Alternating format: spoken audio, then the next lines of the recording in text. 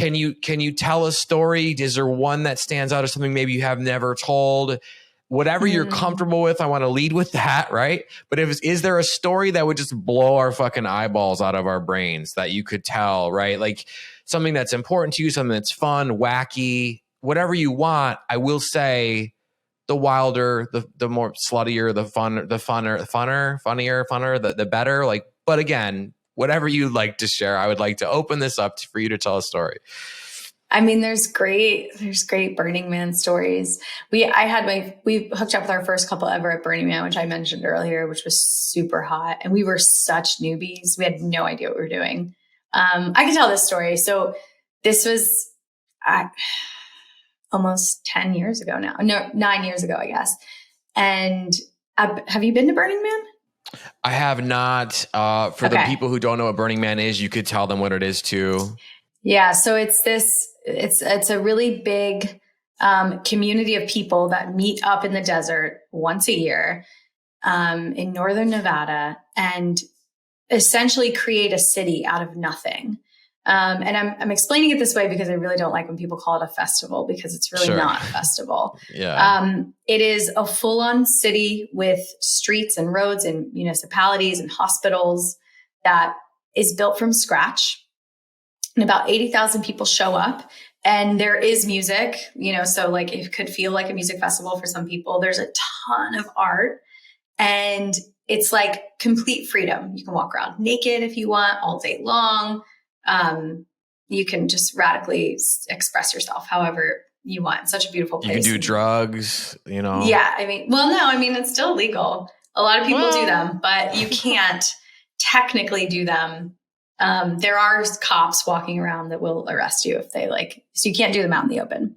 Okay. Retract my statement. Yeah. So there is a camp called the Orgy Dome.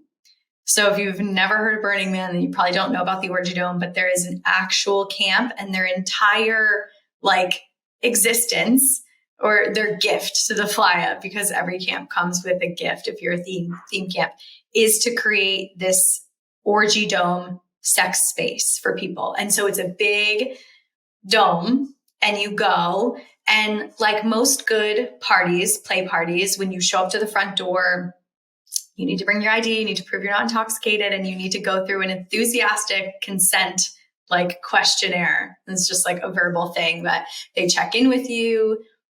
They make sure that you're there with a group of people. You can't go in as a single person. So we go in, and there's two sides. Most places, sometimes there are bracelets. There's a room on the left and a room on the right. The left is just us, where you want to play with just the people that you came with. So your partner, the group. And in that space, no one's allowed to approach you, and you're not, meant to approach anybody else. And on the right is the more we're here to play with other people. So first night we go to the Just Us side. I'm getting my bearings. I'm like, okay, this is cool. You can watch other people. It's really hot.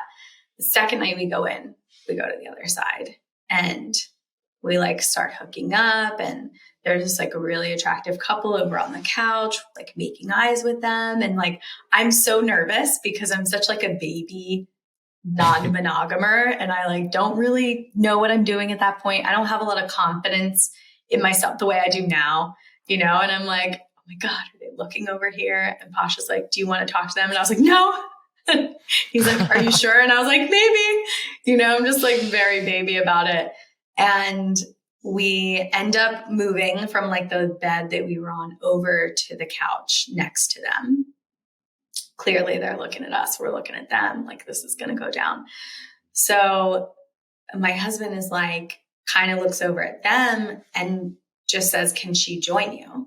And they were like, yeah. So I go over, and he's sitting and she's facing him. So they're kind of in the yak yum position that people talk about in Tantra. And she hops off and is you can get on, basically. So I sit on this guy's lap facing him. We start making out. And then she's sitting next to me and playing with my hair. And it's so sensual. And And then like he's watching, which is really hot. So we've never had this experience, this dynamic before. And he's just like chilling, watching the whole thing. And I'm like making out with her, making out with him.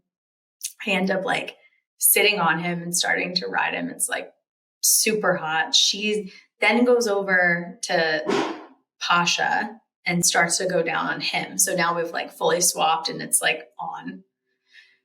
So I haven't told the story in a while. I'm like getting all unbothered. And they were like really attractive couple. So, you know, we're just like going at it. And eventually like I end up having this like great big orgasm. Oh, she comes behind me and is like going to town on my ass. It was amazing. Like it was like a full on self-service, like, or I was being served, not self-service, but I was just like, this is what it's like to have two people just completely focused on you and your partner watching.